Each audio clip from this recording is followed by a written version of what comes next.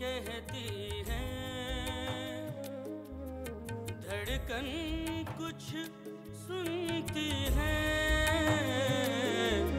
आँखें कुछ कहती है, धड़कन कुछ सुनती है, रह जाते हैं बस कदमों के निशान, परवाज़े निस्वा, परवाज़े निस्वा, परवाज़े निस्वा, परवाज़े निस्वा। आदाब नाज़रीन, हमारे इस खुसूसी प्रोग्राम परवाज़े निस्वा में आपका खैर मक़दम है। आज हम आपकी मुलाकात हिंदुस्तानी सिनेमा की एक मशहूर व मारूफ शख्सियत से कराएंगे। हिंदुस्तान की तारीख़ में जिन ख़वातीन के नाम उनके कारनामों के सबब सुनहरे हरूफ से लिखे जाने के लायक हैं, उनमें एक मुमताज़ नाम शौकत आज़मी का है। शौकत आज़मी हिंदुस्तानी सिनेमा का एक सदाबहार किरदार है जो पर्दे पर अपनी सलाहियत, मेहनत और बेहतरीन कारकर्दगी के सबब तवील अरसे तक छाई रहीं। सिनेमा में मुकाबला आराई, एक दूसरे से आगे बढ़ जाने और देर तक जादू कायम रखने की ख्वाहिश के दौर में अपना लोहा मनवाना शौकत आज़मी की शख्सियत का ही काम था। शौकत आज़मी की शख्सियत के कई पहलू हैं।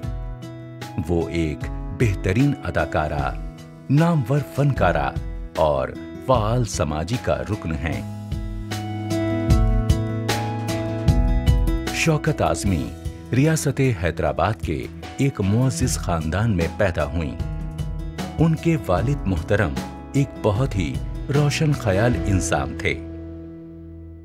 मेरी माँ से जब शादी हुई अब्बाजान की, तो अब्बाजान वहाँ यूपी से आए थे, मतलब ये दिल्ली के नज़दीक से।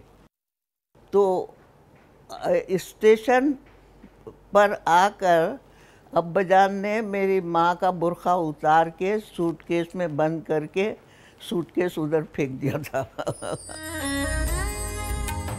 शौकत आज़मी जिस मिजाज की थीं, उन्होंने उसी तरह के शौक और फिक्र रखने वाले एक शख्स से शादी की।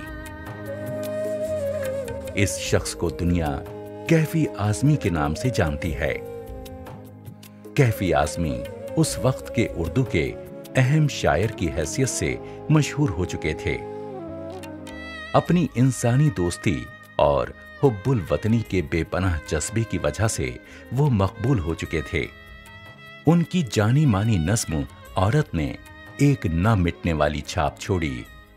कल्बे बाहौल में लर्जा शररे जंग है आज, हौसले वक्त के और जीस के यकरंग है आज, आप गीनों में तपा वलवलाए संग है आज, हुस्न और इश्क हम आवाज और हम आहंग है आज, जिसमें जलता हूँ उसी आग में जलना है तुझे, उठ मेरी जान मेरे साथ ही चलना है तुझे। जिंदगी जेहद में है सब्र के काबू में नहीं, नब्ज़े हस्ती का लहू कांपते आंसू में नहीं, उड़ने खुले में है नखत कमे गेसू में नहीं, जन्नत एक और है जो मर्द के पहलू में नहीं, उसकी आजाद रविश पर भी मचलना है तुझे, उठ मेरी जान मेरे साथ ही चलना है तुझे।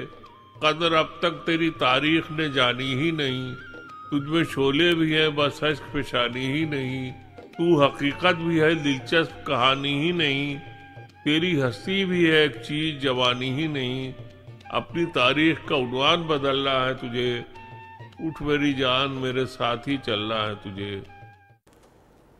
मैं आपसे बता नहीं सकती, उस नज़्म ने ही मेरे अंदर इतना असर पैदा किया था कि मैं कैफी की तरफ तवज्जो करने लगी थी। और मैंने ये सोचा था कि ये आदमी जो इतने बरसों पहले की नज़्म और ऐसी नज़्म जो कि औरत के हक़ में है, तो मैं कैफी के लिए बहुत ज़्यादा मेरे दिल में मोहब्बत पैदा हो गई थी, और उसके बाद ही हम एक दूसरे से करीब तर होते गए थे। शौकत आज़मी और कैफी आज़मी को फिक्रो ख्याल की एक नियत और जज्बात की यकसानियत ने इश्क के सुनहरे बंधन से जुड़ने के लिए मजबूर कर दिया। ये बंधन कच्चा साबित नहीं हुआ, ये महज जवानी का नशा नहीं, बल्कि ऐसी मजबूत डोर थी कि खानदान की मुखालिफत और जमाने की गर्दिश उसे ढीली ना कर सकी। उन दोनों की मुलाकात 1947 में हैदराबाद के एक मुशायरे में हुई थी। मैं पहली बार हैदराबाद में मिली। हाँ, अख्तर भाई जो मेरी बड़ी बहन रियासत आपा थी, तो उनके शौहर ने उन लोगों को इनवाइट किया था अपने घर पे, और वो बॉम्बे से आए थे। हाँ, रात को मुशायरा था, तो मैं बहुत बन ठन के और अपने दुपट्टे जो खुद रंगती थी वो पहन के मिली। आपजान ने मिलाया, ये मेरी बहन है। और जब मुशायरा ख़त्म हुआ तो सारी लड़कियां कैफ़ी के पास पहले मक्खियों की तरह उनसे मिले और हाथ मिलाया और बहुत उनसे साइन लिए, ये किया। तो फिर जो है सरदार जाफरी की तरफ लड़कियां हुई, और इस तरीके से मुझे जो है कैफ़ी ने इग्नोर किया, क्योंकि एक तो मैं बहुत नखरे पिट्टी थी और बहुत ही अपने को सजा के देखती हुई आ रही थी। तो वो शायद मेरी तरफ झुके थे और मैं वहाँ से निकल गई थी, तो वो ज़रा नाराज़ हो गए थे। जब मैंने कैफ़ी की तरफ अपना ऑटोग्राफ बुक बढ़ाया, तो कैफ़ी ने इस कदर मस्खरेपन की नज़्म लिखी, वो शबाना सुनाएंगी। दरअसल किस्सा ये हुआ था कि जब मुशायरा ख़त्म हुआ तो कॉलेज की लड़कियां कैफ़ी आज़मी, सरदार जाफरी और मजरू सुल्तानपुरी की तरफ मक्खियों की तरह चिपक गई। तो शौकत कैफ़ी ने एक तायराना नज़र कैफ़ी पर डाली और सरदार जाफरी की तरफ मुड़ गई और उनसे ऑटोग्राफ ले लिया, क्योंकि बाकी की लड़कियां सब कैफ़ी आज़मी से ऑटोग्राफ ले रही थीं। फिर जब लड़कियां ज़रा हट गईं तो फिर उन्होंने काफ़ी खुद एतमादी के साथ अपना ऑटोग्राफ बुक कैफ़ी साहब की तरफ बढ़ाया और कहा कि इसमें शेर लिख लीजिए। तो कैफ़ी साहब ने एक बहुत मुहम्मल शेर उसमें लिखा। वो इस तरह का था, वही अब्रे झाला चमक नुमा, वही खाके बुलबुले सुर्ख रू, ज़रा राज बन के महन में आओ, दिल घन टट्टुन तो बिजली कड़ के घुन, तो फबन झपट के लपन में आओ। इस तरह की कोई इंतहाई मोमल शेर उसमें लिख दिया था। तो मम्मी बहुत बुरा मानी कि उन्होंने कहा कि मेरी फ्रेंड ज़किया की ऑटोग्राफ बुक में इतना अच्छा शेर लिखा और मेरे लिए इतना ख़राब शेर आपने क्यों लिखा। तो कैफ़ी साहब मुस्कुराए और उन्होंने कहा, आपने पहला ऑटोग्राफ सरदार जाफरी से क्यों लिया? टिंग टिंग टिंग टिंग टिंग टिंग टिंग सब घंटियाँ बजने लगी, and that was the beginning of their romance. तो मैं बहुत खफा हो गई क्योंकि इस कदर बुरा शेर लिख दिया था। कैफ़ी आज़मी साहब से शौकत आज़मी की पहली मुलाकात नहायत दिलचस्प रही, बिल्कुल जैसे कोई फिल्मी कहानी में कोई मोड़ हो। रफ्ता रफ्ता दोनों की मोहब्बत परवान चढ़ी, लेकिन शौकत आज़मी एक बहुत अमीर ख़ानदान से थीं, जबकि कैफ़ी साहब उस वक्त जद्दोजहद कर रहे थे ज़िंदगी की। ऐसे में दोनों की शादी होना और दोनों के ख़ानदान का इस शादी के लिए तैयार हो जाना, और ख़ास तौर से शौकत आज़मी के ख़ानदान वालों का इस शादी के लिए तैयार हो जाना, यकीनी तौर पर इस वाक़े में भी शौकत आज़मी एक हीरोइन बनकर उभरी और उन्होंने अपने ख़ानदान को इसके लिए राज़ी कर लिया। कैफ़ी आज़मी की शायराना सलाहियत से शौकत इस दर्जे मुतासिर हुई कि उन्होंने जिंदगी भर कैफ़ी के साथ रहने का फैसला कर लिया। वो कैफ़ी के नग़मों में इस तरह खो गईं कि उनकी जिंदगी की ये आरज़ू बन गई कि कैफी उन्हें अपनी गजल बना लें। दो दिलों का ये रिश्ता एक नाजुक मोड़ पर पहुंच गया। घर में जो मम्मी के भाई थे और बहनें थीं, वो कैफ़ी साहब के बहुत ख़िलाफ़ हो गई थीं, क्योंकि मामी की मंगनी किसी और से हुई भी थी। लेकिन कैफ़ी साहब और शौकत ख़ानम का इश्क हो चुका था। जब तक ऐसा एक वक्त आया जब मम्मी पे बहुत सारी पाबंदियां लगने लगीं और उनके बहुत सारे ख़त कैफ़ी साहब तक नहीं पहुँचे।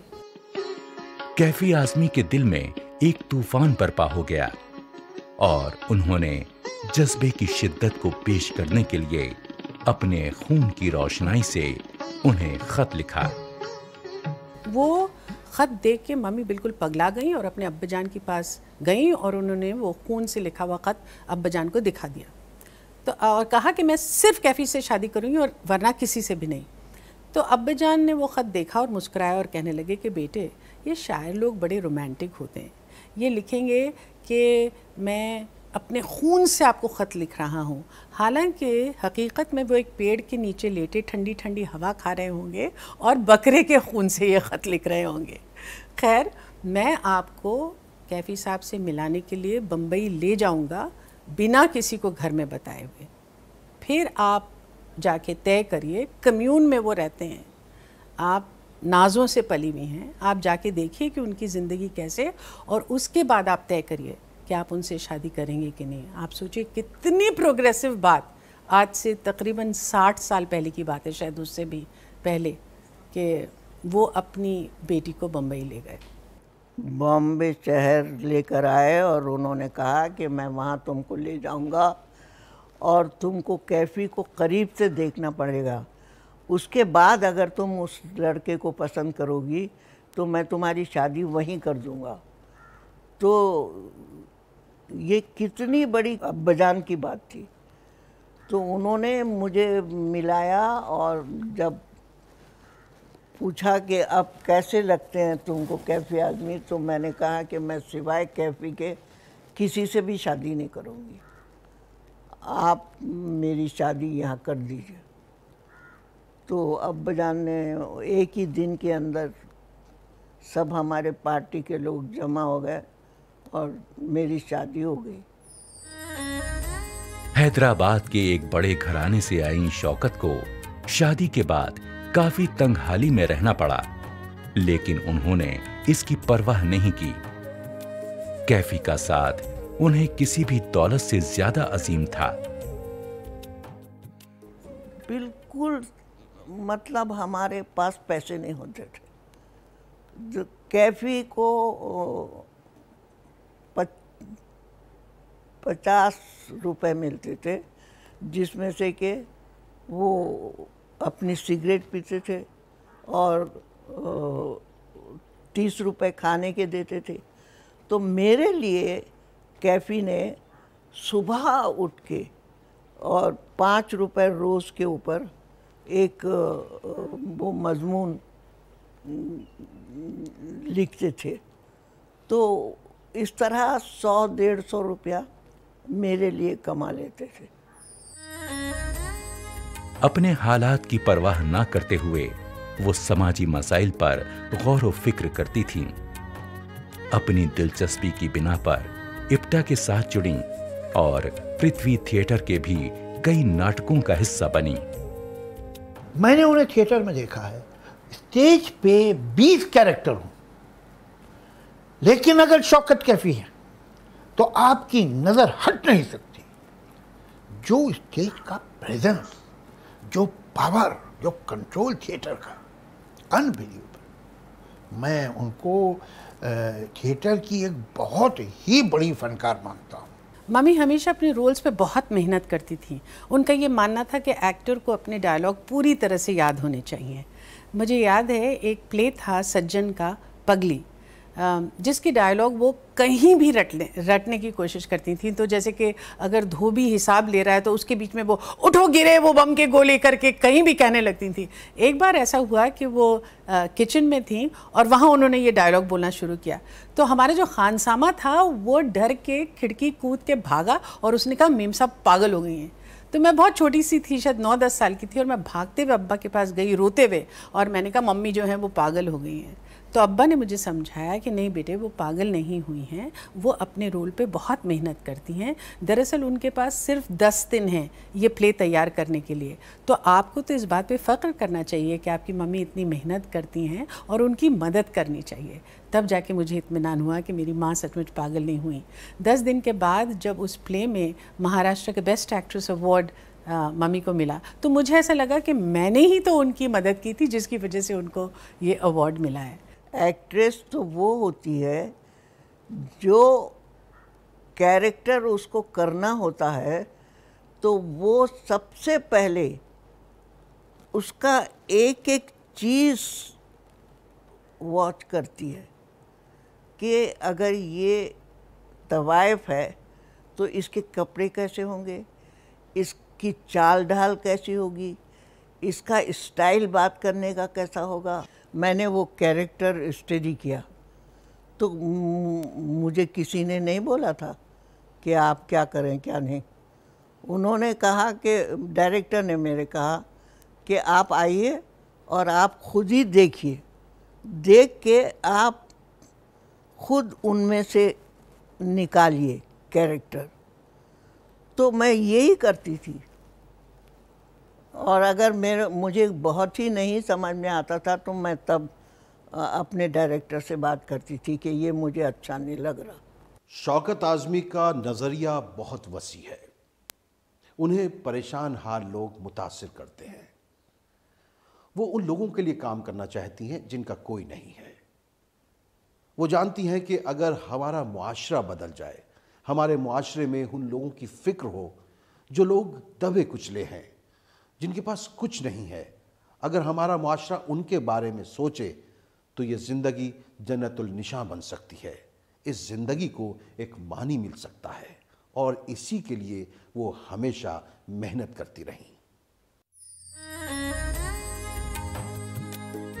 शौकत आज़मी अपने रफ़ीक़े हयात की तरह समाज में बराबरी, गरीबों पर जुल्म सितम और माली तौर पर कमजोर लोगों को देखकर परेशान हो जाया करती थीं।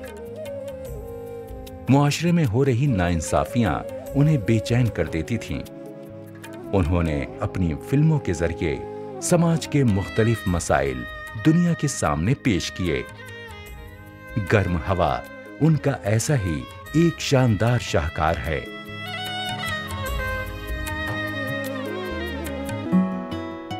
सलाम बॉम्बे और गर्म हवा के अलावा उन्होंने साथिया, उमराव जान, धूप छांव, जुर्म और सजा, वो मैं नहीं, हीर रांझा और हकीकत जैसी यादगार फिल्मों में अहम रोल अदा किया। एक कामयाब अदाकारा होने के साथ वो एक अच्छी मुसन्निफा भी साबित हुई। उनकी मशहूर किताबों में है कैफी और मैं, और अपनी जिंदगी के तजुर्बात को लेकर लिखी अपनी आप बीती यादों की रहगुजर। इसमें उन्होंने अपनी जिंदगी के तमाम वाकयात और नशेबो फराज को निहायत ही खूबसूरत अंदाज में कलमबंद किया है। कैफी से अपने ताल्लुकात की दास्तान खुशगवार अंदाज में बयान की है। शौकत अपने शौहर कैफी के बारे में कहती हैं कि ऐसा शरीफ और वफादार इंसान कम ही देखने को मिलता है। कैफी ने कभी उन पर अपने गुस्से का इजहार नहीं किया।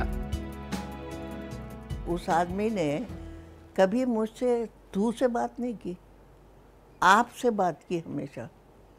तो वो तो इतना सलीक़ेमंद और इतना मोहब्बत का और इतना प्यारा आदमी कि मैं तो ऐसे आदमी को मिल गया वो मुझे, और मैं उसके साथ इतनी ज़िंदगी गुजारी। अपने शौहर को खो देने के बाद उन्होंने लिखने में सारी दिलचस्पी खो डाली और यादों की रहगुजर को अधूरा ही छोड़ दिया। तब अपने दामाद जावेद अख्तर की हिम्मत अफजाई और इसरार पर उन्होंने इसे पूरा करने की हिम्मत की। जावेद अख्तर के पास गई और मैंने कहा कि मैंने इतना लिख लिया है, आधी किताब मैंने लिख ली, और कैफ़ी जब तक ज़िंदा थे तो मैं आराम से करती थी काम, लेकिन जब वो चले गए तो फिर मेरा जी बिल्कुल उचाट हो गया। तो मैंने उनसे बोला तो उन्होंने कहा कि नहीं, अब हिम्मत करो और इस किताब को पूरा करो, कंप्लीट करो, मैं आपकी मदद करूँगा। आपको किसी चीज़ की ज़रूरत होगी, किसी पेपर की ज़रूरत होगी, कलम की ज़रूरत होगी, आप मुझसे ले लेना, लेकिन आप इसे कंप्लीट करो। तो फिर मैंने सांस लिया और बड़ी मेहनत से मैंने लिखना शुरू किया, और उसमें जो है हिम्मत दिलाने वाला सिर्फ वही थे, जादू। और तारीफ़ करने लगे मेरी, और उन्होंने कहा कि इतना अच्छा तुम लिख रही हो और इसे पूरा कंप्लीट करो। तब जाके मैंने जान उसमें लगा दी और उसे पूरा कंप्लीट किया, और वो मेरी किताब बहुत मशहूर हुई। शौकत आपा की शख्सियत जो है इकेरी शख्सियत नहीं है, ये एक रंग से नहीं बनी है, ये एक मिट्टी से भी नहीं बनी है। इस पे तरह तरह के रंग हैं और इसमें तरह तरह की खुशबुएं हैं। शौकत आज़मी का जमालियाती ज़ौक़ बहुत रचा हुआ है। वो हर चीज में खूबसूरती और उम्दगी का ख्याल रखती हैं। उनके इस्तेमाल की तमाम चीजों से उसकी अक्कासी होती है, और यही शौकत आज़मी की पहचान है। ये घर हिंदुस्तान की गंगा जमनी तहजीब का मुजाहरा है। अब यहाँ देखिए, ये घंटियाँ पता नहीं कहाँ से लेकर आई थी पृथ्वी थिएटर के दौरान। इस घर की हर चीज़ मम्मी ने अपने हाथों से चुनी है और फिर लगाई हैं। ये स्टैचू पता नहीं कब से ये यहाँ रखा हुआ है। ये उड़ीसा की गालिबन चीज़ है। ये देखिए, ये भी खुद ही लेकर आई थी। ये जो है इटली का एक फ्रेस्को है। ये रूसी गुड़िया है, लेकिन दरअसल टीकोजी है। ये भी वहीं से लेकर आई हैं। तो वो जहाँ जहाँ जाती थी अपने साथ कोई ना कोई छोटी चीज़ ज़रूर लेकर आती थी, ख़ास तौर से जब पृथ्वी थिएटर के टूर में जाती थी। ये इनकी एक ख़ासियत थी। इन ईंटों के बीच में आपको जो सीपियाँ नज़र आ रही हैं, ये मम्मी ने कैफ़ी साहब के साथ जाकर जुहू बीच पर ख़ुद चुनी हैं और फिर इनको ईंटों के बीच में जड़ा है। इस बात को गालिबन 60 साल हो गए, लेकिन हमने इसको बिल्कुल वैसे के वैसे ही बरकरार रखा है। तो आप समझिए कि जिस तरह से एक चिड़िया अपने तिनके चुन चुन के लाती है और फिर अपना घोंसला बनाती है, ठीक उसी तरह से शौकत कैफ़ी ने ये खूबसूरत घर 25 जानकी कुटीर को बनाया है। बिना किसी मुबालगे के मैं मानती हूँ कि शौकत कैफ़ी एक कंप्लीट वूमन है। वो एक बहुत अच्छी बीवी थी, बेइंतहा अच्छी माँ है, घर बेइंतहा अच्छा रखती हैं, और उसके साथ साथ उनकी अपनी ख़ुद की आइडेंटिटी है, उनकी ख़ुद की पहचान है। वो थिएटर में उन्होंने नाम कमाया, उन्होंने फ़िल्मों में नाम कमाया, मुख्तलिफ़ किस्म के रोल किए, और बहुत सारे सैक्रिफाइसेस जो हम समझते हैं कि उन्होंने सैक्रिफाइसेस किए हैं, उसको वो सैक्रिफाइस समझती ही नहीं है। She has taken life as it comes and played it to the hilt. Shaukat Apa तो दरअसल एक इंसान नहीं है, एक इंस्टीट्यूशन है। अकेली भी बैठी हों तो दरअसल एक पूरी महफिल है अपने अंदर। और हम लोग जो उन्हें जानते हैं, हम लोग जो खुशकिस्मती से जिन्होंने उन्हें करीब से देखा है, हमें इस महफिल के लिए बहुत इज्जत भी है और बहुत मोहब्बत भी। नाजरीन, शौकत आज़मी जैसी शख्सियतें रोज़ रोज़ कहाँ मिलती हैं। ये हमारे लिए रहनुमाई का किरदार अदा करती हैं, ये हमारे लिए मिसाल बन जाती हैं। ऐसे चिराग रोज़ रोज़ नहीं जलते हैं। हमें यकीन है आज शौकत आज़मी को देखने के बाद, उनकी शख्सियत को देखने के बाद आपकी भी समझ में आया होगा कि इस मुल्क की ख़वातीन किस तरीक़े से अपनी परवाज़ को बुलंद करती हैं।